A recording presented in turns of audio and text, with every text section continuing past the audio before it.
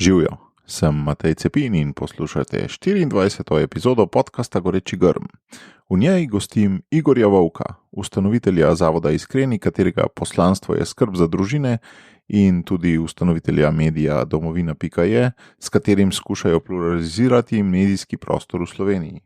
Širši družbeni prostor je Igorja pobliže spoznal v zadnjih mesecih, ko so kljub zatisk neugodnim razmeram in brez velikih botrov na trg poslali tiskani mediji Domovina in s tem dodobra razburkali slovenski medijski prostor. Drzna ideja, nikaj. No, tisti, ki ga poznamo že več let ali celo več desetletij, pa vemo, da ta njegova drznost ni od včeraj. Kaže se v vseh inovacijah, ki jih je Zavod Iskreni prinesel v slovenski prostor, pa v načelu, da skušajo biti odvisni predvsem od podpore ljudi, od njihovih donacij, pa v prenašanju različnih medijskih, političnih in drugih napadov, pa še bi lahko naštemali. Lahko bi rekli, da Igor pač vzame palico in gre mešati tja, kamor ne bi smel. Seveda sem ga v epizodi malo izzval tudi na ta način. Po drugi strani pa je Igor oseba, ki zna ustvariti gibanje. Voditelj v pravem oziroma pristnem pomenu besede. In najbrž si mislite, da me je zanimal tudi ta del. Kateri goreči grmi so ga poklicali na pot voditeljstva in kam zdaj pravzaprav gre. Ne pozabite na socialni teden, ki se začne v novembru, pa na seminar o odkrivanju osebnega poslanstva, ki se prav tako začne v novembru. Več informacij na straneh Socialne akademije. Zdaj pa gremo kar v akcijo. Že veš, kaj je tvoj edinstven prispevek k boljšemu svetu in kako ga udejanjiti? V podcastu Goreči grm razkrivamo močne zgodbe tistih, ki že živijo svoje poslanstvo, zato da lahko ti najdeš navdih, prepoznaš svoje goreče grme in pogumno stopiš na novo pot. Živijo, Igor, dobrodošel v mojem podcastu. Živijo, Matej, hvala za povabilo. Zelo z veseljem, veš, da sem te imel dolg na seznamu, zato ker si prepoznaven človek, čisti iskreno, že preden ste štartali tiskano verzijo časnika Domovina, zdaj pa itak še toliko razlog več, ker si še toliko bolj znan. Recimo, ja. Daj povej mi, kako človek že na prvem dogodku neke sorte, to je bil vaš prvi festival družin, to je bilo tam pred Postojnsko jamo, kjer ga leta že sploh? Leta 2007. 2007, se pravi 14 let nazaj. Kako človek že na prvem dogodku take sorte zbere nekaj tisoč ljudi, 5000? Kakšno mašinerijo moraš to imeti, kaj se mora zgoditi? Ja, najprej, jaz mislim, oziroma vem, da je bil blagoslov, ne. Sploh ne vem, kako si zadev lih ta dogodek, ker v bistvu jaz sem tisto noč prej, smo spali v hotelu Jama, takrat je bil še tak star, in sem celo noč v bistvu nisem prebdel, nisem mogel spati tik pred tisto nedeljo, ne. In sem molil, sem rekel, lej gospod, če hočeš, da jaz neham te stvari delati, naj bo jutri katastrofa, ker ni bilo nobenega, nismo zbirali prijav, nič, ogromno ljudi smo vključili, podjetji, KD, vse največje smo obljubljali res, da bo zadeva velika, ne, vedeli pa nismo nič.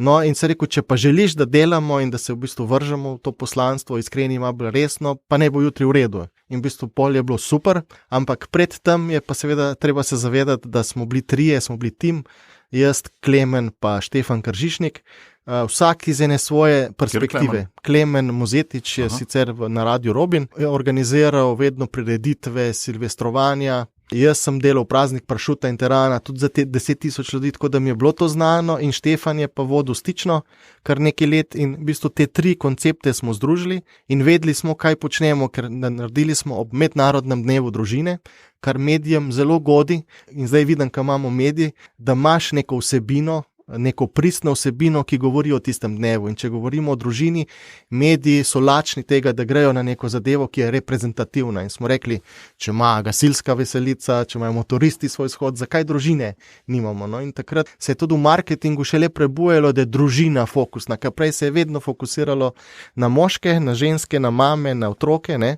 Družina je bila pa kar tako nekaj. In potem so tudi podjetja videla, da družina so pa res zanimive in so začele v marketinške akcije dajati tudi družino. No.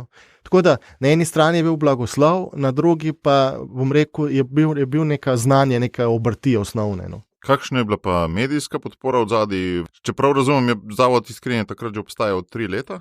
Tako, v bistvu Mi smo bili že sledilcev imeli, ne? Neki sledilcev smo imeli, ampak to je bilo zelo majhno. Dejansko je bilo izrednega pomena, da so nas podprli tako katoliški mediji, Radio Ognjišče in Družina, kot na drugi strani Slovenske novice, Delo, v bistvu Pop TV. O prvem dogodku smo v bistvu bili mi prva novica 4-minutna, ker danes vemo, kaj je 4 minute. Ne? To je ogromno in na RTV in na Pop TV in to je bilo mene je prav začudilo. No? Mečkan se je tudi še svet počasnejš vrtel, 17 let nazaj. To pa je res, bilo je pa veliko manj stvari. To je bilo še pred finančno krizo 2009, pa pred Covidom itak. To je čist drug svet. Daj. Pred Facebookom praktično skoraj. Facebooka recimo takrat še niste uporabljali za promocijo. Ne. V bistvu mi na Facebooku smo zelo pozno vstopili, smo se ga izogibali, ker smo videli, da v bistvu meče drobtince in bo zmeri bolj ožil že takrat, ne? Zdaj pa to še doživljamo. Čez nekaj iteracij ste pa šli v veliko manjši koncept tega festivala. Kaj je bilo to? Zmanjkalo ljudi, zmanjkalo medijske podpore, zmanjkalo vsebine ali kaj? Tle je bilo ogromno razlogov. Mi v bistvu smo potem seveda, tako kot vsak organizator si želi vedno boljše, vedno večje. Ne?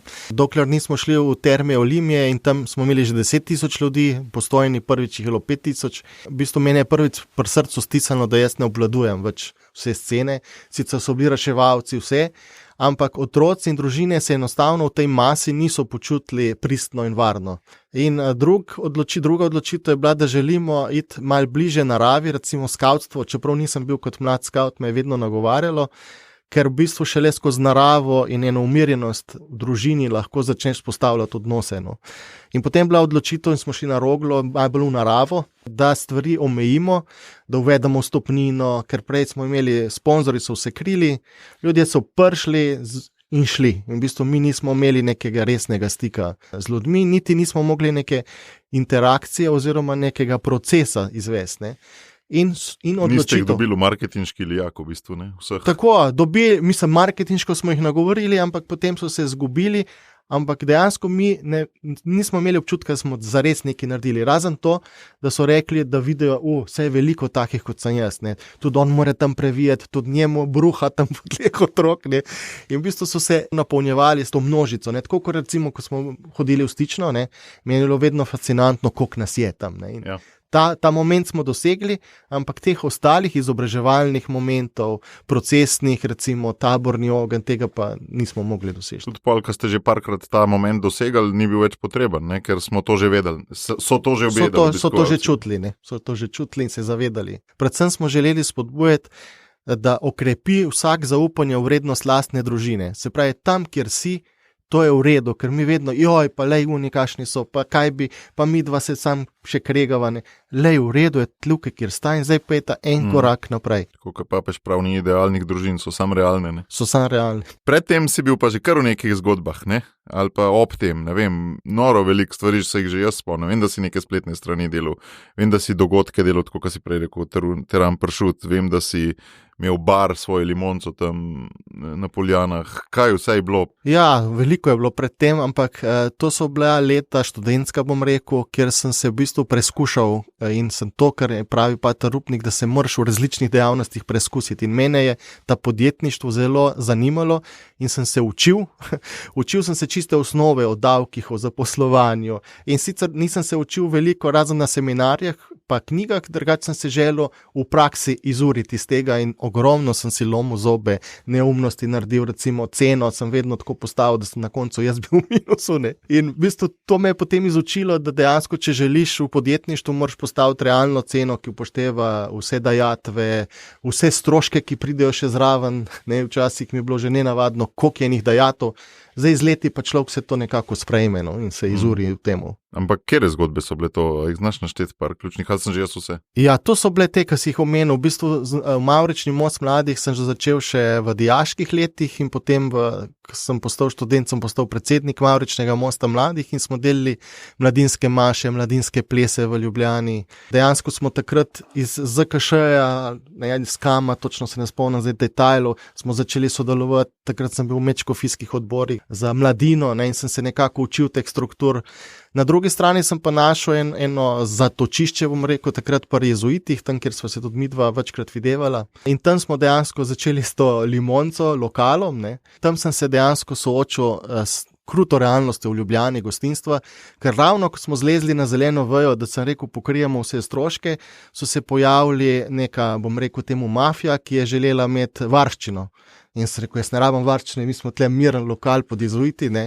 Naslednji dan so se že streljali spredi, ne, pa kelnerci grozili in tako. In prireditve smo delili, silvestrovanja, ne, recimo v Novi Gorici, kjer mi je še žena Maja pomagala, ne, je bila za šankom, ne, in takrat se je dejansko začelo meni trgati, kaj si želim v življenju, ker vem, bila je 1:02 po noči in so prišli oni res najbolj pijani, ne, in so rekli, daj eno biro, ne.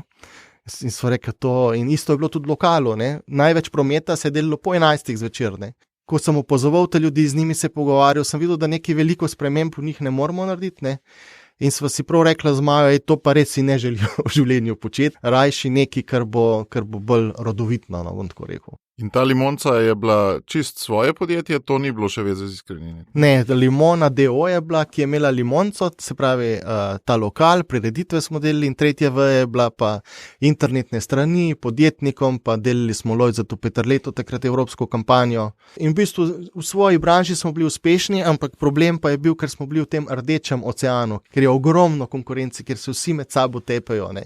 Rdečem ne politično, ampak krvavem. Ne? Krvavem, ne. V panogah, kjer ni velikih zaslužkov. V podjetništvu se govori tam, kjer je zelo nasičen trg ene in iste dejavnosti, in v bistvu s cenami smo mi tako ponujali, smo tudi gostovanja, imeli lastne strežnike, ne, ampak s tistimi par evrov smo mogli res ogromno nabirati, da, ne, in potem smo to po delih razprodali, tako da v bistvu mi smo s tisto zgodbo naredili 0 ali pa lih malo plusa, no, nismo pa bili v neki izgubi, ali, ne, in našli so se drugi ljudje, ki so prevzeli spletne strani, ki so prevzeli lokal.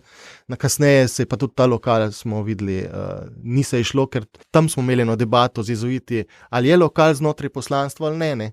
In jaz z današnjimi očmi bi rekel ne, ampak takrat so pa tudi oni mislili, pa mi, da je to morda, da bo denar, ne. Ampak potem smo pa videli, ko pa pride denar, pride tudi mafija in vse, kar je z njo povezano. Te zgodbe se ti pol niso neki množile, vsaj v denarju ne. Ne. V bistvu te zgodbe sem pa izjemno hvaležen, zato ker toliko znanja, ki smo pa takrat dobili, in dejansko kontaktov, pa tudi iz napak smo se res ogromno naučili, tako da zdaj enih osnovnih napak ne bom naredil, ker sem jo izkusil, no. Tak oso spet nisem, da bom šel 10-krat na leto. Ampak enkrat si pa šel rajš, kot da bi se iz knjig pa seminarjev učil. Če te prav razumem, je tvoj učni stil veliko bolj to, da sam skačeš v bazen. Spremljam nekoga ali zdaj po internetu, ki že to počne, ne, berem, ampak potem relativno hitro skočam, ko preučim vse vidike, ne skačem pa čisto v prazen bazen, to pa priznam, da vsako leto bolj nekako skušam predvideti, kje je neki vode, no. Kdaj v tej tvoji karieri, na kateri točki je pa pol naredil klik iz podjetništva v nevladništvo? Jaz sem zaročil Majo, ko smo začeli z Iskreni, potem sva se poročila in v bistvu sem Maji izjemno hvaležen, da je podpirala to, da vidi, da me vleče ven iz tega štroma mojega osnovnega poklica štromarskega, ne, da me vleče v odnose, ne, in ni tako samoumevno, da me je pri tem podpirala, ker v bistvu nisem v začetku kazal interesa, da bom to zagotavljal, to družinske finance, da bom vse imel pod kontrolo, ne. Sploh v tem, danes se reče temu socialnem podjetništvu, ni tako enostavno, kot se mar biti na zunaj sliši, ne. In ta pot je dolgo časa trajala, kot da bi mi Gospod večkrat dal znamenje, jaz sem rekel, ne, to je pretežka pot. Jaz bom tle podjetništvo, najprej prakso sem upravljal na Mobitelu, potem sem šel celo za 1 leto na Intereuropo in tam iz Intereurope smo dejansko že pripravljali ta festival družin, ne. Vsaki svoje službe, in takrat po tistem prvem festivalu sem videl, da če hočeš stvari resno delati, se jim moraš poklicno posvetiti. Ker sem bil v veliki korporaciji, bomo temu rekli, sem tudi videl, da ni sam lepo, kot si mislimo mi od zunaj, ja, pride plača na točni datum, ampak je toliko enih šefov, sistemov na tabo, da zelo težko nekaj spremeniš. Jaz sem pa človek, ker nekaj vidim eno pot, si želim zelo hitro, da skupaj z ekipo gremo na to pot, ne da se pogovarjamo, kako bomo nekega leta šli tja. Se pravi, so te korporacije v bistvu dušile pri tvoji proaktivnosti? Izjemno so me dušile, že Telekom takrat, oziroma Mobitel je bil, potem Intereuropa, pa obe sta bili v redu, stabilni firmi, zelo zanimivi, tudi ekipe so bile in ljudje, ki sem jih tam spoznal, ampak jaz sem tam videl, enostavno preveč me je dušilo vse skupaj, preveliko je bilo. In kakšno si pa doživljal tudi tveganje za to poklicno pot? Kakšno vprašanje si takrat postavil? Sprašujem zato, ker mogoče marsikdo od mojih poslušalcev si želi početi nekaj drugega, nekaj, kar bo imel več družbenega učinka, ne? Ampak ima določene zavore. Kakšne si imel ti? Moje osnovne zavore so bile, da jaz si zelo želim predvideti prihodnost, kratkoročno. Ne? Ko skočiš v neko samostojno pot, nimaš nikakršnega zagotovila, da boš jutri imel 2 evra na računu, kaj šele za vse dajatve krit. In mislim, da je tle bilo osnovno zaupanje in da sem se mogel iz sebe, strahu, kako bom jaz preživel sebe, potem naslednji strah, družino. Otrok še ni bilo. Ne? Otrok še v štartu ni bilo, ampak so zelo hitro prihajali in sem videl, da bojo stroški naraščali, da nemo temu reči. Pa v bistvu pogledati, da dejansko se moram darovati za druge. In bo v bistvu Gospod, če ptice obleče, bo pa tudi mene. Ne? In v bistvu, ampak to je bil proces in z duhovnim spremljanjem takrat s Patrom Roblekom, da sem v bistvu obrnil pogled na Gospoda. Spravi, jaz sem tukaj, jaz sem tvoje roke, če želiš, bom to počel. Ne? In v teoriji je to zelo fajn slišati, ne? Ampak v praksi je pa me zelo kljuvalo, od zadnje bom rekel, prav hodi duh, sej nisi dosti sposoben, sej ne boš zmogel, kaj pa je trg, kaj pa bojo oni rekel, kaj pa bojo starši rekli. Starši so si želeli, da grem jaz tako tradicionalno, faks, dobra služba in to je to. Jaz pa vmes ves čas neki družbeno aktiven, potem še včasih glasen po grešni temi, ne. Ampak dejansko vidim, da me ves čas Gospod razveseljuje, kljub temu, da sem ogromno krat šel skozi marsikatero preizkušnjo. No. Danes si pa eden redkih, bi rekel, v narekovajih pravih nevladnikov, vodja nevladne organizacije, ki temelji na krščanskih vrednotah. Takih ni zelo veliko, kajti jaz, Karitas in podobno, sicer imam za nevladne organizacije, ampak so v bistvu v cerkveni lasti, pa Zavod Svetega Stanislava, pa tako takih kot sva ti ali pa jaz je pa zelo, zelo malo. Ne? Kaj tebi pomeni biti nevladnik organizacije s krščanskimi vrednotami? Ja, meni je predvsem izziv. Izziv, ker bi rad pokazal sebi pa ostalim, da je še ogromno prostora. In tukaj spodbujam vse, ki imajo ideje, tudi če kopirajo nekaj, da ne grejo v to stvar, ker bojo našli svojo pot. Zakaj nas je tako malo, je povprašanje, jaz mislim, zgodovinske narave. Prav v tvojem podcastu sem poslušal Petra Lovšina, kako je takrat se dajal skauti, ne, pa večkrat sva se tam tudi pogovarjala. Dejansko nas je v sistem bremzal, ne. Potem je bil nek razcvet, ki je bil v bistvu iluzoren, ne, da brez ene profesionalne stvari ali pa sredstev na drugi strani, ne, jaz sem ves čas pričakoval, cerkev nam bo dala sredstva, ali država nam bo dala, noben nam ni nekako dal in meceni, bom temu rekel meceni, ki so včasih bili dejansko dobesedno pregnani v svet ali pa so jih ubili, ne, jih nismo imeli, mi smo imeli totalitarni sistem, ki je vse bremzal. Danes je pa čas odprt in mislim, da zdaj prihaja šele po 30 letih čas, da bo tudi tak nekdo, ki ni toliko trmast, kot sva bila mi dva, da sva ustrajala skozi to sušo, šel v to plemenito in hkrati tudi težko poslanstvo socialnega podjetništva. Da nas ne bo strah, da rečemo, mi temeljimo na krščanskih vrednotah. Ker jaz mislim, da če greš za to, da boš uspel, da boš nekaj dokazal, da to ni pravi razlog. No. Jaz mislim, da pravi razlog krščanske organizacije mora biti, da sledimo temu, kam nas kliče Jezus v danem tem trenutku. Zdaj, v tem kaosu covida, kam ta trenutek, ne? Ker hitro padamo na to, nič ne bo, recesija, ne vem, kaj vse negativnega je, ampak čisto v vsakem trenutku, če se umirimo in zjutraj recimo jaz zmolim in se vprašam, Gospod, kam danes, ne? In še enkrat me preseneti odgovori. To je veliko mojih gostov v prejšnjih epizodah podcasta, ne, ko jaz jih sprašujem o njihovih največjih gorečih grmih, pa rečejo, vsak dan je nov goreči grm, vsak dan dobim neko destinacijo, kam moram iti, ne, kje je tista obljubljena dežela tistega. In ogromno krat se zdi nelogična, oziroma sploh nepreživetvena se ti zdi, če to naredim, pa je pa konci, rečeš. Ja. Pa v bistvu pol te Gospod blagoslovi, čist, mora biti veliko kasneje, ne takoj, ampak gledam, da ko sem pa poslušal, če želiš poslušati, moraš najti mir, ne? V današnjem svetu to pomeni stran od vseh elektronskih naprav, da ti sploh telo začutim, dihanje začutim in da v bistvu potem greš le v molitev, ne? Ker mi pa kaj, že na telefonu, ne, Gospod, dejansko sploh nisi v stiku takrat, nisi v odnosu. To me je šokiral Pater Roblek, ki so bila enkrat v Rimu takrat, ki je on šel k papežu in sva šla tam po najbolj prometni cesti in se on sred tam prehoda za pešce ustavi in tako pogledal zrak, Gospod, hvaležen sem ti, in sem ga videl, da že me je prav presunilo, tega kaosa, jaz gledam, kje me bo avto povozil, on je povezan z njim, ne. Ampak to moraš biti izjemno, ne natreniran, ampak da moraš ves čas to živeti, ne. In nam ob vseh izzivih, ki jih imamo na eni strani službi, na drugi družini, ne, in preživeti, in vsemu, imamo mora biti še en korak večji izziv, ne, najti ta mir, ampak vzeti si ga pa moramo. Prej si rekel, da mogoče bo zdaj lažji biti socialni podjetnik ali pa nevladnik. Kateri dejavniki misliš, da so zdaj lažji? Lažji so to, da v bistvu prihaja generacija, ki nima sicer malo v telesu še ta strah od prej, ki smo ga. Recimo, jaz sem dejansko, včasih moj oče je rekel, a se ne bojiš za življenje, ne? Ker dejansko, jaz, ko sem bil mlad, se spomnim, da so prišli gledati, ali imamo jaselce ali ne, so kontrolirali očeta povsod, ne. Se pravi, je bil v bistvu ta strah, da ne smeš povedati tega, kar misliš. In zdaj prihaja generacija, ki nima več tega tako močno v sebi, ne. Ima še iz generacij prej. Druga stvar je, da v bistvu vidi, da nekaterim je uspelo. Tretja je, da v bistvu smo veliko bolj odprti v svet in vidimo modele, ki so v tujini in so tudi v Sloveniji. Nazadnje tudi Socialna akademija bo pokazala, da lahko mladi se na nek način povzpnejo na svoji poti poslanstva, ne.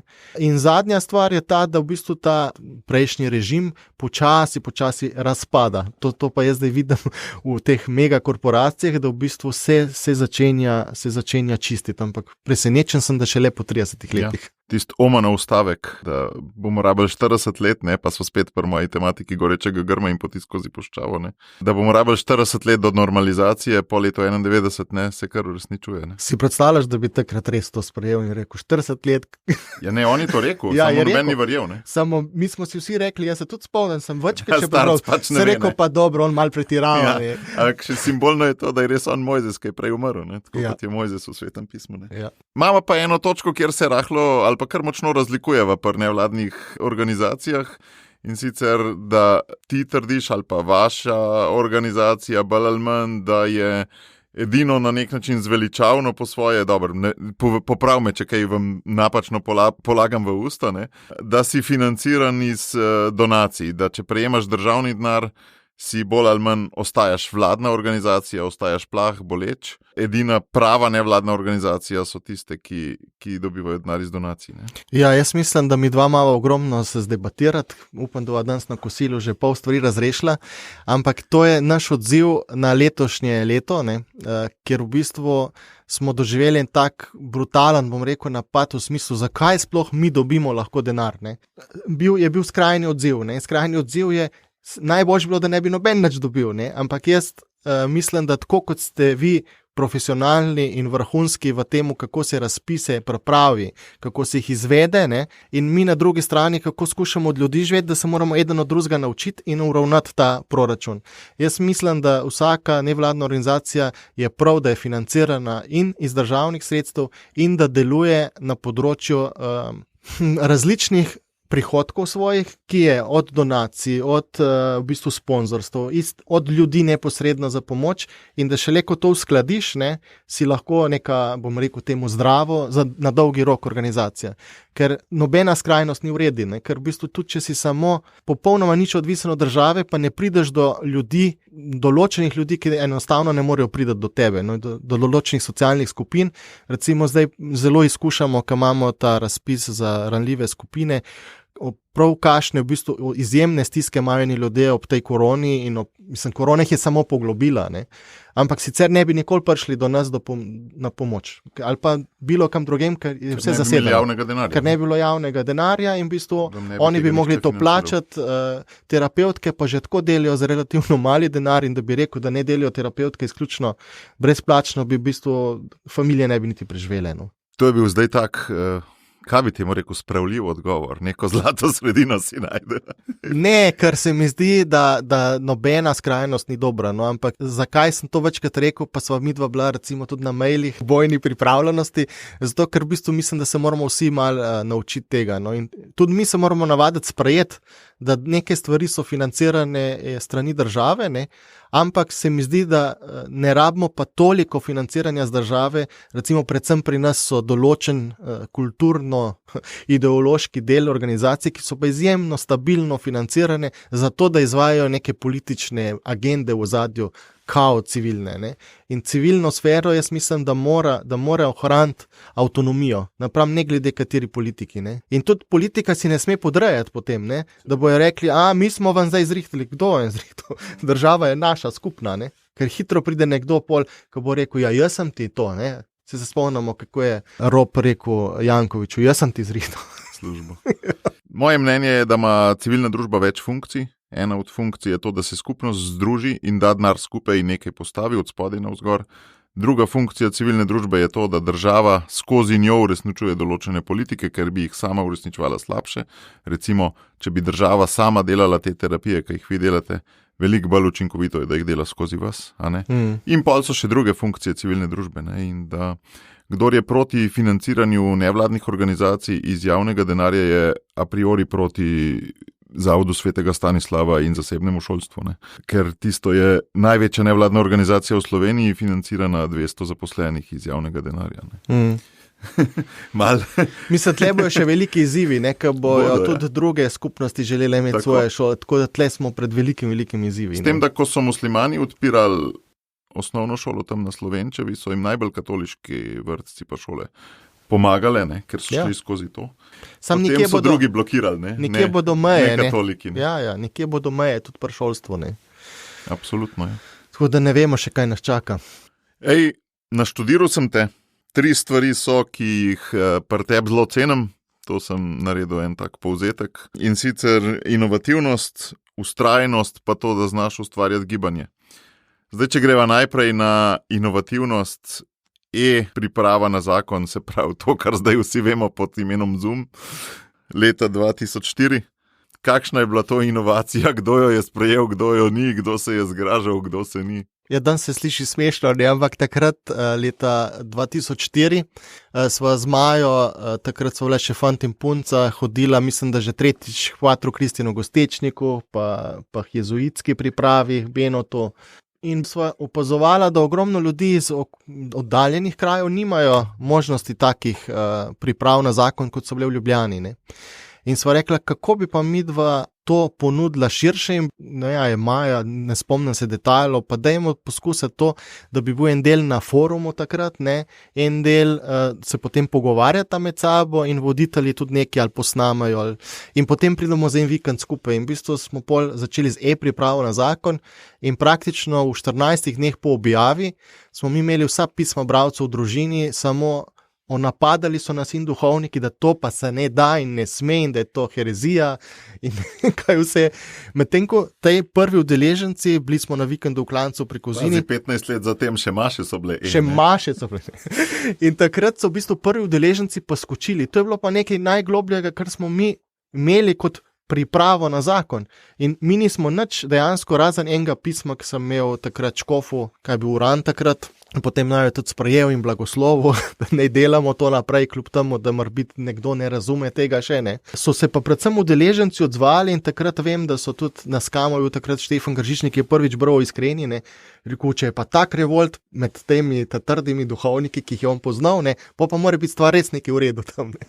Tako da, ves čas me pa vedno vznemirjajo inovacije nasploh, ne, nikoli nisem čisto zadovoljen s tem, kar je. Marsikajšnemu sodelavcu v teh 15-20 letih ni bilo povšečo, ker toliko iteriramo, ves čas spreminjamo in si prilagajamo in danes vemo, da je bilo to prav, mes pa sem večkrat slišal, da je čist preveč tega. Kako zgleda pri tebi razvoj inovacij? Se kakšne konkretne spomniš iz zadnjih?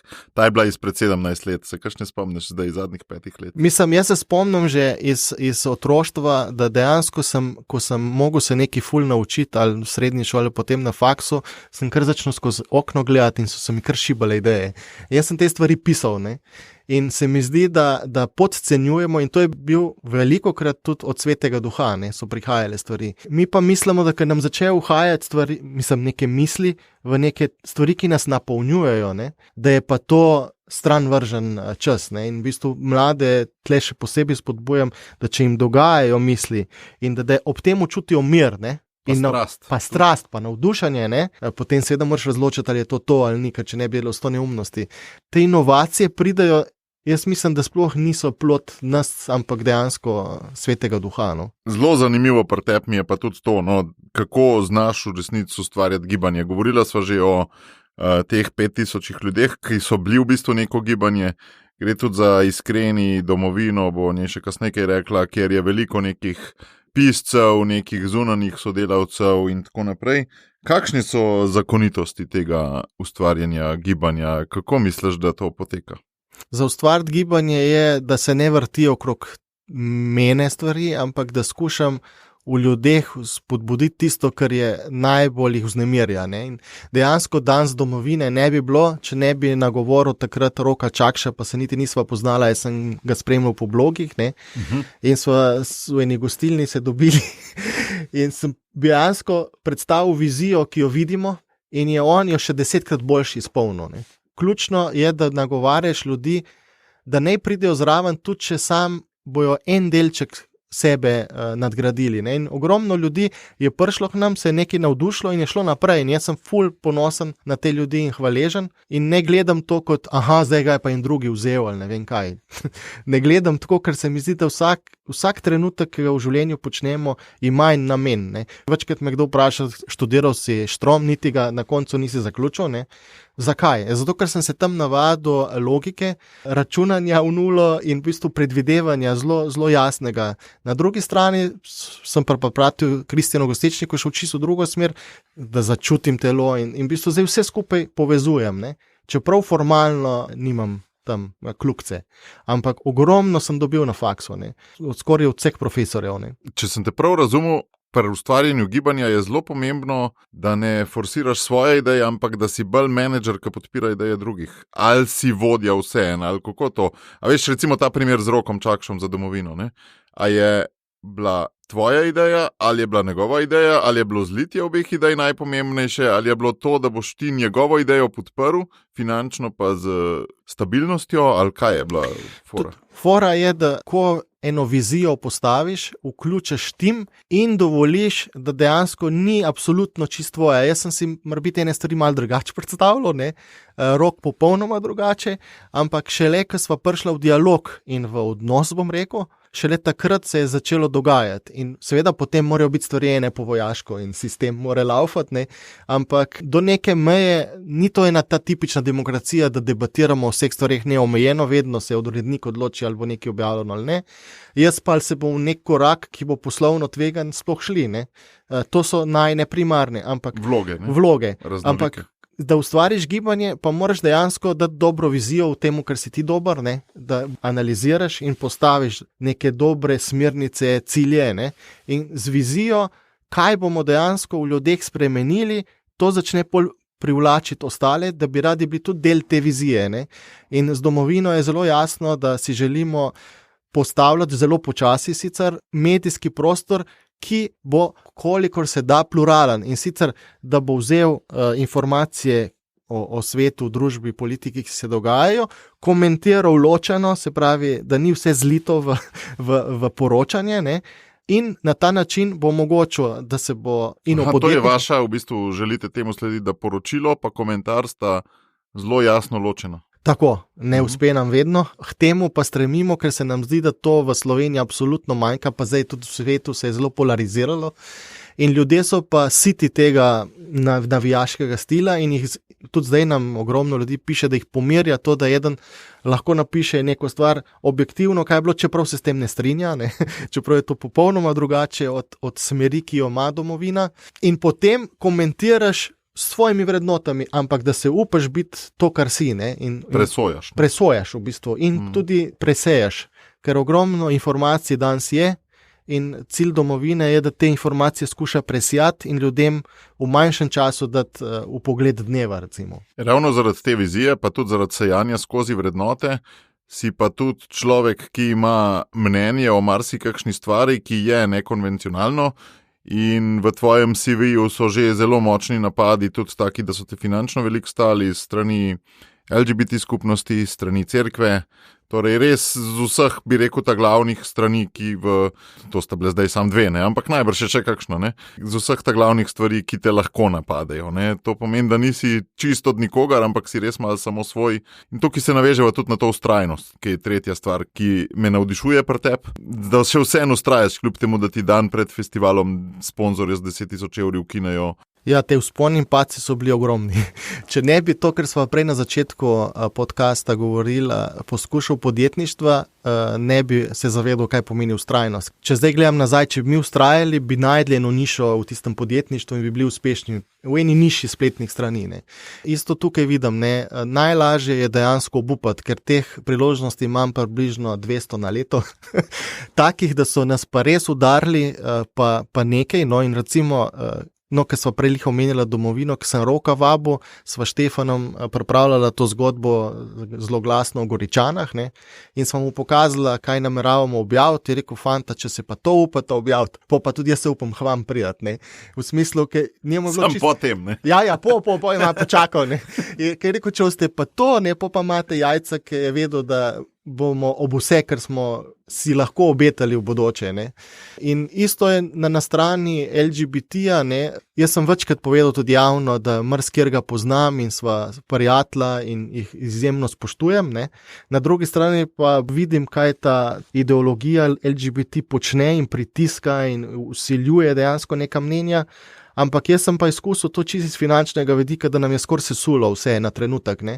Ker se ti obrnejo vse te PR agencije, povsod so te zaposleni na bankah, ampak vmes sem isto, kar naenkrat, ko je bilo najhujše, vem, da sem šel v apatijo, na osebne duhovne vaje in sem molil in sem prav čutil mir, pričuj to, kar si, vztraji, bo že poskrbljeno. Ne? In dejansko je bilo poskrbljeno. Čeprav se meni takrat ni zdelo logično, fakture imaš, ki jih moraš plačati ljudi in ves čas nismo imeli zdaj nekih nadpovprečnih plač, ne? In ves čas to vztrajnost ljudi vzpodbujati, ne? Ampak pol sem prepoznal eno drugo veličino in to, da mi moramo graditi občestvo, ne? In sicer, da ni nepomembno, kako mi nekaj delamo, ampak je pomembno, s kom delamo in na kakšen način. Kakšno je vzdušje ob tem delu, ne? Se pravi, ko pripravljamo nek dogodek, je pomembno to, kako ga mi gradimo. Gospod blagoslavlja tam, kjer so bratje skupaj zbrani, ne? Tako. Ne tam, kjer veliko hišo zgradijo, ne? Ja, točno to. Kje se je rodila ta vztrajnost? Najbrž v Kraški trmi? Kaj so tvoji goreči grmi? Se spomniš, kaj je že v otroštvu napeljevalo na to, kar si zdaj, pa kjer so bili pol tisti prelomni trenutki? Ja, sigurno je pač, že se začne doma, ne. Moja starša sta zelo me vzpodbujala k delu, ne. Tako da v bistvu to še danes me prežame.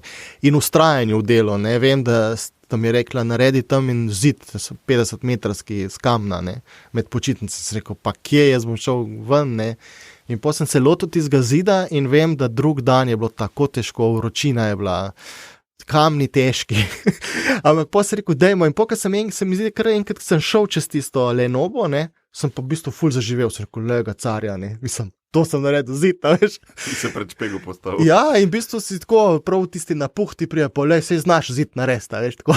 In se mi zdi, da čist premal, tudi zdaj, ko gledam pri svojih otrokih, ko skušam, ne, to, da čist premal včasih vztrajamo, da ene stvari speljejo, ker so sposobni bistveno več. Na drugi strani je mama vedno poskrbela, da ni bilo treba kuhati, ne.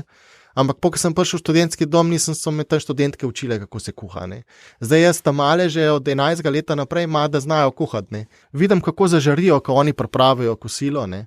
Mi blazno podcenjujemo mladino. No. Ključne stvari se dejansko takrat, ki je Rafa omenil v tvojem podcastu, dogajajo okoli 10 do 15 leta in mislim, da moramo čim več dati ljudem, mislim otrokom, da se preskusajo, da različne stvari počnejo, ker šele potem bodo vedeli, kaj je njihovo poslanstvo. Mi pa mislimo, uč se, študiri, bo pa vse. Ja, ne bo, ker v bistvu ti si preoblikuješ. Ne? In v tej Kraški trmi je pač ta stvar, da dejansko jaz sem živel v okolju, kjer sem bil zelo redko, kdo je hodil k maši.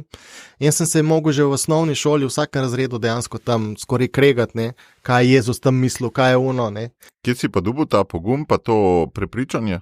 V družini? Ali? V družini je bilo to, da me je oče učil ene kritične presoje. In je ves čas, on mi je v bistvu prvi, ki je rekel, ja veš, v cerkvi tudi ni vse super, ampak nikoli mi pa nič ni povedal, kaj ni super, ne. Ta sin pol še marsikaj tega izkusil. Ta sin, ampak jaz sem živel praktično do 20 let v romantičen pogled na vse, ne, da v bistvu je samo dobro, da slabega v cerkvi ne more biti, ne, ker je v bistvu vse nas tako učijo in so tudi tako živijo, ne. Na drugi strani je pa mama bila izjemno odnosna, ne, in se izjemno ubadala in s sabo in če sta se z očetom kaj kregala, jaz sem to srkal, ne. In zdaj tam so te, ki se jaz preklopim na odnose. Jaz sem kar nekako včasih tudi celo nosil oba starša, a zdaj se boste v redu, zdaj, ki je moj oče šel v delavnico, ki je imel vsega dosti tipičen moški, ne.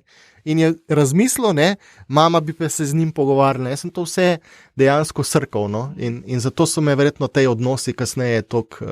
Si bil senzibilen že v otroštvu? Tako. Kako je pa Štromno to stopil takrat, pa tehnika? Tehnika je pa v osnovni šoli sem imel ravnatelja, ki je izjemno podpiral vse, ki so se hoteli nekaj na tehničnem področju in jaz sem si zamislil, da bi snemali predstave in takrat so bili tu videorekorderji, pač ni bilo tako kot danes preprosto in je rekel, v redu, če jaz ti zrihtam pol denara, se pravi, toliko kot boš ti zrihtal, ti ga še jaz. Če boš, ne vem, za 1000 evrov, ti jaz 1000 evrov dam. In jaz sem takrat resno in mojega očeta in vse prijatelje okrog angažiral, da smo to zbrali kar velik denara in on je bil šokiran, koliko denara smo dobili, kje ga bo on zdaj dobil, ne, iz proračuna. In on mogel tudi on potem iti iskati okrog privat denar, ne, ker iz proračuna ni mogel dobiti. In smo nabavili, naredili studio in takrat povabili Lea Oblaka, ki je potem ustanovil ta Radio 1, ne. In nas je dejansko začel spodbujati in izobraževati, kako se snema. In tam je pol psihologinja gledala, pa vsi, jaz sem večkrat manjkal v šoli, sem šel snemati za televizijo Koper, ne, te razne izhode, ki smo imeli, ne. Pri kateri starosti je bilo to? To je bil tam 6. razred pa do 8. Wow. In v bistvu sem ogromnokrat manjkal pri slovenščini. To je v bistvu podjetništvo čisto, že pri 6. razredu. Zbiral si denar, bil si v medijih, imel si samostojne projekte, vodil si ljudi. Tako, to je v bistvu... To je že v tebi bilo v 6. razredu. To je bilo, s tem, da vodil sem zelo slabo takrat, priznam. Smo se veliko kregali tam. Vse si najbrž slabo delo kot zdaj, lej. Ja, in dejansko šele zdaj vidimo. Štrlel ven že takrat, ne? Takrat sem na nek način štrlel ven, ja. Tudi se spomnim, ker smo bili Titova šola, ne vem zakaj, še danes ne razumem, zakaj sem jaz tistega Titota dol vrgel. In pol je oče se sekiral doma, kaj smo mogli ti, a veš, ki so te slikali tam, in pol sem dal sonček, kako smo radili sončna šola, ne vem točno. Ampak zdaj, kaj gledam nazaj, gospod, te počasi te skozi take... te kar porine in te pahne. Že je vidva tvoje goreče grme, vidva tvojo prvo fundraising akcijo, ja. Vidva tvoje, to je bil simbol za domovino, ne, da si ti to dol vrgu, pa medije, ne, vidva že na stavku v 6. razredu. Ne. Kaj bom se danes odkril? Ja. Kje si pa začel nabirati mladinsko-pastoralne izkušnje? Govoril si namreč, da si bil v teh mladinskih pastoralnih strukturah, Mavrični most mladih, pa to, kako je pa do tega prišlo, da te je to sploh tja, ker to pa nisi od staršev dobil, ne, niti pri skavtih nisi bil, da bi te to tam skozi tist potegnil. Tle me je v bistvu brat potegnil noter, ki je v bistvu bil v začetkih Mavričnega mosta mladih in mi je bilo zanimivo, kako so oni tega lotevajo organizacijsko, ne. Pa teme so me izjemno zanimale, jaz sem bil mulc, oni so pa debatirali o bioetiki in v bistvu pa sem počasi tam spremljal, bil sem 5 let mlajši, kot vsi ostali, potem pa kar prišel enkrat čas in so rekli, zdaj pa ti predsednik in mene je ful stisnilo, sem kom predsednik, nimam pojma, kako stvari sploh furajo. 5 let starejši so ti to rekli? Okay.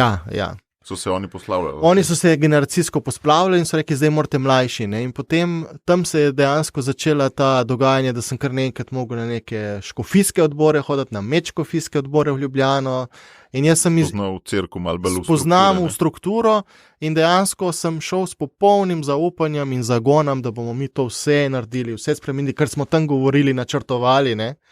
In jaz sem potem veliko let rabil, da sem videl, da je ogromno debatira se in zelo malo potem izvede, ne. In celo videl sem, kako se nekje iz vrha neki določi, neke blazne cilje, ki nimajo veze z realnostjo, ki nimajo veze z mladimi. Mladi so čist drugje bili, ne. Me je pa izjemno nagovarjal Milan Knep takrat na Skamu pa Združenja katoliških študentov, ki se mi zdi, da je izjemno prepoznaval, v katerih ljudeh bo kaj dobil. Vem recimo, da je moj brat me Štefanu Kržišniku predstavil, zdaj pa on bo namesto mene in si je mislil, kdo je ta mulcle, kaj bo ta naredil, ne. Tako v hecu je bilo, ampak dejansko sem prišel čist v en nov svet tle v Ljubljani, no. Pol je bila pa še tujina pri tebi dosti pomembna, po Evropi, po ZDA ste hodili, to pa pol bolj kasneje, z iskreni. To pa je bilo tam okoli 2009, se mi zdi, ko smo želeli narediti družinski center v Repnjah in smo želeli raziskati vse, kar je v Evropi in Ameriki, predvsem vezano na naravne porode. Takrat smo hoteli narediti naravni porodni center. Jaz sem dejansko želel takrat, da naredimo eno spremembo, ne. In potem, ko smo na ministrstvo to dali, ne, takrat je bil dr. Remškar, ali je bil sekretar, je kar nekaj zaokrožilo in je potem pa Postojnska porodnišnica, pa Jesenice sta videli, da se bo pa nekaj začelo dogajati in so hitro naredili spremembo, ki je še danes vidna. Ampak če mi ne bi prišli že z izdelanim projektom, katerega smo vložili skoraj 100,000 evrov, ne, in v bistvu bi videli, da stvari morda uspejo, ne, so hitro se prilagodili in mislim, da zdaj nujno rabimo nekoga, ki se bo spet to lotil, da bojo porodnišnice se spet malo spremenile, ne, ker le tako se bojo spreminjale in bližale ljudem. Mogoče še večja inovacija tvoja, ne? Mislim, tvoja. Vaša. Ja, to je bila skupna, težko bi jaz sem v bistvu takrat smo spoznali tudi vse te babce, ki so se izobraževale za te naravne porode, no in najbolj zanimiva dogodivščina mi je bila v Ameriki spoznati Ino Maj Geskin, to je bila v bistvu glavna za te naravne porode in oni so z teh hipijskih časov so se odselili v en gost tam v Ameriki, ne, in dejansko so v teh kombijah rojevali, potem je pa naredila prav vas, ne, v kateri so živeli in mene je tam 2 dni, sva bila Štefanom in me je čist dejansko fasciniralo, na drugi strani pa sem videl katarzo po 2 generacijah, ne, da otroci so želeli iti v svet, ne, niso želeli ostati tam v gozdu, ne. Na drugi strani smo pa tle v Evropi videli, da dejansko že Avstrija in Nemčija, celo Slovenke tam delajo naravne porode, imajo ogromno teh porodnih hiš, celo ene sestre imajo celo klinični center, ne. In da se v bistvu tega ogromno dogaja zunaj, ne. Na drugi strani pa me je Amerika najbolj fascinirala, kako so pristopali do ljudi z donacijami, fundraisati, ne. In tam je v bistvu se mi zgodil glavni kliker, da to bo nekoč potrebno tudi v Sloveniji, ne. In mi smo pol začeli dosti na suho to. Recimo tam sem videl donacijski oddelek, ne, in so imeli tako 50 ljudi je stalo in klicalo ljudi, ne. In meni je bilo to wow, jaz sem mislil, da to je bil family life, ne. Družina in življenje izhajajo iz family life in sem rekel, to je pa čisto profesionalno se lotijo in resno, ne, ampak tam jim država izjemno malo, da ne rečem nič financira in so odvisni izključno od ljudi. Na drugi strani imajo pa seveda tudi ugodnosti pri davkah. Če ti kot zaposleni nameniš eni dobrodelni organizaciji ali pa bomo rekli socialni organizaciji, ti v bistvu odbijajo in ne plačaš davka in v bistvu so spodbujeni k desetini. Tam je dejansko sem prvič videl to, ker sem ves čas v Svetem pismu bral desetina, ne. Jaz moram priznati, da sem šele v tujini to dojel, kaj je desetina. No, sej, to me je zanimalo. Kjeri so bili tvoji najmočnejši aha efekti, ker če ne bi šel ven, sploh ne bi jih videl, ne. Če sem prav razumel tole fundraising, naravni porodi, davčna zakonodaja, še kaj tako, podjetništvo nasploh, da vidiš, kaj je v praksi dejansko možno po več sistemih, ker greš ven iz komunizma po več desetletjih, kaj se zgodi. In vsakeč, ko greš v tujino, tudi če greš za 2-3 dni, drugače gledaš mladi, kjer imate možnost kakšnih izmenjav, ne, to je izjemnega pomena. Hvala ti za tole, zdaj pa še ena zadnja zgodba, domovina, največja zgodba zadnje čase. Tukaj jaz zdaj, če sem čisto iskren, tudi prepoznavam to tvojo ustvarjalnost pri ustvarjanju gibanja. Namreč moje mnenje je, da veliko naročnikov niste dobili zaradi tega, ker bi si želeli vašega produkta toliko na začetku, ampak zaradi nezadovoljstva z slovensko medijsko sceno. Se pravi, tudi ko sem parkrat govoril z ljudmi, so rekli, zato sem dal, da se te mediji v Sloveniji normalizirajo, ne? Zato sem 100 evrov naročnine plačal letne, ne? Kako ti gledaš na to, kako se je začela ta zgodba z domovino tiskano, kje zdaj je? Ja, v bistvu tiskana domovina, če zavrtimo čas nazaj, mi smo želeli začeti s tiskom, ne? In je bil časopis velik, ne? Velika plahta je bila in smo naredili kar nekaj napak, čeprav smo se zgledovali po po enih študijah iz Londona, da dejansko papir ne bo nikoli izumrl. Ne. Meni je to dalo misliti, ker v bistvu mi smo šli obratno pot iz interneta v papir. Ne. Smo podcenili, koliko kapitala rabiš, da začneš tako zgodbo, ampak potem smo rekli, nič na internetu pa bomo ustrajali in mislim, da smo na internetu rabili nekaj let, da smo 2-3 leta, da smo našli našo špuro, bom rekel, našo vizijo in dejansko smo ves čas skušali prevetriti medijsko sceno s tem, da v bistvu z omejenim dosegom, z omejenimi sredstvi. Ne. Tukaj pri tisku moram priznati, da je prišel Tino na to idejo, da je čas že zrel. Jaz sem rekel, ni še.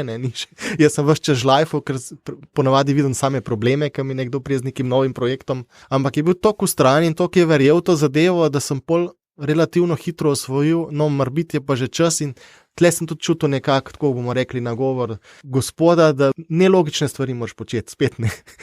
Vsi tiski padajo, vse se sesuva, ne, v prah, oglaševalci dejansko dajo bistveno manj denarja v medije, kot so ga, ne, ker so našli direktne poti, trgovci imajo že direkti pošiljajo časopis domov, ne, internet je naredil svoje, ne. In tukaj, če ne bi videli, da ljudje imajo potrebo po nečem novem, ne bi šli v to, ker smo temeljili in bomo verjetno na podpori ljudi. Oglaševanje in to je tako za bombonček za zraven, ne temelji na temu. In morda je res to, kar praviš, da je veliko ljudi je podprlo celo idejo, ne samo tisti papir, ki ga primaš v roke. Jaz ti to za dobro štejem, veš, zato ker nekaj je imeti naročnike na tvoj produkt, nekaj je imeti pa ljudi, somišljenike, ki se vrednostno s tabo strinjajo v celoti. To je zame boljša kakovost, ne? Si tukaj recimo imamo izjemen primer v Sloveniji, prijatelji Radia Ognjišče, ne? V bistvu brez prijateljev Radia Ognjišče ne bi bilo, ne? In v bistvu oni ne podpirajo neposredno določeno oddajo, ne? Ampak podpirajo celoto, kar počnejo. In isto podobno je pri domovini. Zelo podobno, ja. In kje zdaj je ta zgodba, kakšni so načrti, kakšni so križi? Na začetku je bila ogromna rast, zdaj pa je počasen prirast, ne? In da v bistvu naredimo spet korake naprej, predvsem pa je vizija, že nekaj časa delamo na studiu, da bomo tudi videoprodukcijo zelo počasi vključevali, no? Ampak seveda prej bomo mogli določene stvari na internetu nažalost zakleniti samo za te, ki nas podpirajo, ne? Ker sicer nam očitajo, da itak je vse dostopno, ne? In v bistvu vse dostopno ne bo moglo biti, ampak hkrati se pa ves čas zavzemamo, da večina pa bo dostopna za vsakega, ker si želimo, da dejansko vizija in vsebine pridejo ven, ne pa, da bo zdaj kar naenkrat vse zaklenjeno, ne? Koliko časa ti vlagaš v študij poslovnih modelov? Ker vidim, da večkrat si pripravljen tako, treba bo pristopati tako, da se to odpre, to zapre, treba bo to dati tem ljudem, od tunga pa denar dobiti. Tako se mi zdi, ker sam nimam toliko tega. Se teoretično spoznam ali na poslovne modele, ampak jih ne znam dobro presojati. Koliko časa pa kako ti to? Ogromno razmišljam tega, če zdaj smo dobro izval, ne, veliko krat prav razmišljam, jaz imam to prednost in slabost hkrati, da iz Kopra do Ljubljane imam kar nekaj časa, ne, in če ne telefoniram, pa ful razmišljam. Potem pa v bistvu je Excel tle ogromno pomaga. Ker v bistvu, ko se šteješ, dejansko zdaj te stvari nas postajajo tako velike, da enostavno brez matematike ne gre več. No. Potem ključno pa mi je, da se skušam vsak mesec vsaj z enim podjetnikom usesti ali na kosilu in se pogovarjati o njegovih pogledih na čisto drugačen posel, ne. Ampak ogromno teh na svetu dobim iz prakse, no, iz teh ljudi in tudi te podjetniki so tisti pol, ki mi dajo tudi zagon, no, in to so te tukaj živeči, ne, da mi ne sam, gospod včasih je zelo tako blag, ne. In jaz osebno rabim veliko krat tudi slišati od ljudi, lej, tle si ga biksno, ne, to si pa dobro naredil, lej, jaz sem pa to naredil in sem zgrešil, ne naredi te napake, ne. In to skušam tudi naprej vsem našim sodelavcem jih opogumljati, no. Predvsem, da ne padamo samo v Excel, ker v bistvu Excel je včasih krut, ne. Ti se staviš številke in ko vidiš, ne vem, 500,000 in toliko stroškov, reče se, to je nemogoče, ne. Ampak, če si pogumen in če vidiš, da v nekem kulturnem okolju je ta trenutek to potrebno, imej zaupanje, da se bo to uresničilo, ne. Ne sicer kot igre na srečo bo kar padlo z nekje, ne.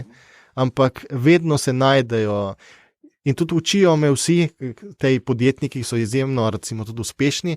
Denarja je načeloma v svetu dovolj, samo nagovoriti je potrebno prave, ne, da podprejo neko zadevo. Slovenci smo izjemno darežljivi. Ne. To se najbolj vidi, ko gre nekomu, da prije neko stisko ali pa z misijoni. Ne. Kakšno je pa stanje v medijih nasploh zdaj v Sloveniji, če pogledaš zdaj, ko si tok noter v tej sceni? Imamo običajni državljani, vsaj tisti, ki skušamo mečkam presojati alternativno, mogoče vidimo, čeprav vsak zase v Sloveniji prav, da alternativno presoja. Ne. Vidimo eno veliko neuravnoteženost, pa ne vem, no, a je to res to, ali je veliko neznanja, ali je sam neangažiranost določenih razredov ljudi, teh malo bolj pomladnih recimo, ali je kriv FDV, ki je toliko kadrov izobrazil, pa je bil pač trdnjava prejšnjega režima, ali v čem je fora? Ja, vzrok, zakaj smo mi sploh najprej šli Iskreninjet in potem Domovina, je prav gnilo stanje v medijih, da ni nobene pametne teme nismo zaznavali, da gredo skozi. In danes je celo en korak naprej, ker se v bistvu ta velik balonček počasi začel puščati. Ne.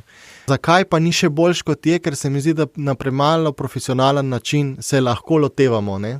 Jaz mislim, da je kar nekaj dobrih pobud že bilo, ne, ampak niso uspele, ker ni bilo sredstev. Ne. In sredstev ni bilo, ker ni bilo mecenov. In spet priva do unga, ker smo se že prej pogovarjali. Ne. Imam občutek, da dejansko zdaj smo pa res v fazi prečiščevanja medijev in tudi kapitalsko se bojo stvari zavrtele, določene velike zgodbe bodo padle, ne.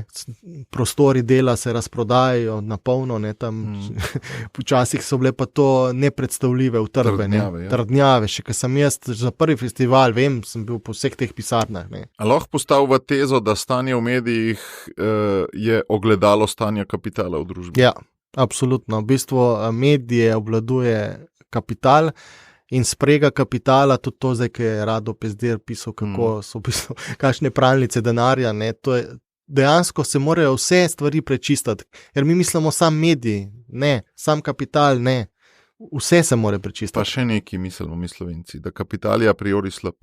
Ne. Mi nimamo ravno to, kar si tudi jaz malo s tem podcastom prizadevam, da imeli plemenite, ustrajne, trdne voditelje, ki bodo uspešni v življenju in da bojo kapital investirali v eno tudi družbeno poslanstvo. Ne. Mi te izkušnje nimamo, da bogati ljudje prispevajo v neko družbeno poslanstvo. Ne? Mi smo predvsem izkušali najna generacija te tajkunizacije, ne? Da v bistvu so neki vzeli, kar ni bilo njihovo in si oplemenitali sami sebe, ne? Ampak to je pomeni, da so zelo prehitro prišli do premoženja. Ne? Na drugi strani bo pa čisto drugače reagiral, ne vem, Boskarol, ki se večkrat sva se predvsem v preteklosti debatirala, ker greš ti iz garaže naprej, ne? In znaš ceniti to, kar si ustvaril in slej ko prej, ko prideš v poznejša leta, začneš dojemati, kaj boš pa ti pustil v svoji okolici. Ne? In zapuščina in eno je zapuščina, ta čist neposredno poslanstvo pri njemu letala, na drugi strani pa njegovo okolje, ne? Kaj bo v Ajdovščini ostalo. Ne? Hvala ti za vse te zgodbe. Za konec mogoče še malo provokativno vprašanje. Ti zmeram dregneš v neko osje gnezdo, bodi si z dovolj.je, s polnimi zlorabami, nismo nič govorili o tem, ali z Goričanami, ali z LGBT, ali z splavi. V čem je fora tega? Res toliko pikaš, ali kaj je point vsega skupaj? Point, v bistvu jaz nisem po naravi, da bi bil tak, da bi pikal, ne? Ampak ko me ena stvar 10krat udari po glavi, ne? Pa si rečem, nekdo pa mora spregovoriti tudi o tej težki temi in fascinantno mi je, ne? Recimo, ko si omenil spolne zlorabe, jaz sem se na 3 mesece sem se izogibal načrtno, da bi šel to, ker sem kar videl, da jih bom dobil iz vseh strani po glavi, ampak ko toliko ljudi slišiš, ko v bistvu žrtvam prisluhneš in vidiš, da nimajo glasu, pa rečeš, pa čakaj, zakaj pa si jaz tega ne zmorem povedati, ne? Na drugi strani LGBT, če so nas v bistvu konkretno rezali, napadali, ne? Zakaj jaz tega ne morem povedati, kljub temu, da je prepovedana tema, ne? Ampak tle bi jaz bolj šel na to, da si želim, da si razčiščujemo tudi med sabo. Saj tudi mi nismo idealni, tudi jaz v družini moram marsikaj korakov narediti naprej, povedati svojo bolečo izkušnjo, zakaj včasih jaz do žene Maje tako reagiram, ne? In večkrat moram na vseh nivojah moramo v bistvu se samo očiščevati, ne? Ker jaz nimam za svetnika, ne? In tudi ne pričakujem od nobenega, da je svetnik, ampak če imamo možnost recimo pri spolnih zlorabah zavarovati nekaj mladih, je to ogromno že. Ne? In se mi zdi, da kristijani se moramo tukaj obrniti, biti bolj angažirani v župnijah, bolj angažirani v cerkvi, ker dejansko trenutni čas kliče po temu, da bomo z duhovniki živeli občestveno in nas bojo tudi oni sprejeli drugače, ker do zdaj je bilo zelo klerikalno, hierarhično, ne? Dejansko smo pa vsi v isti barki, ne? In jaz najbolj sem fasciniran, ko prije kakšen duhovnik k nam domov in pomaga in pri kosilu in vse, kar imamo še pri skupnosti iskreni in dejansko dobi eno barvo, eno okus in pravi, da ga to izjemno bogati, ker dejansko zdaj vidi, kaj so družine, sicer pa govori o družinah. Ne? Imaš pa eno zelo zanimivo lastnost, da si odporen na to, če stvari dobiš po buči. No? Ja, očitno. Rozfraj. Hvala, Igor, se veselim spremljati nadaljne tvoje uspehe, pa hvala, da si vzel čas in navdihnil najne poslušalce. Hvala tebi za vabilo in da pripravljaš ta podcast.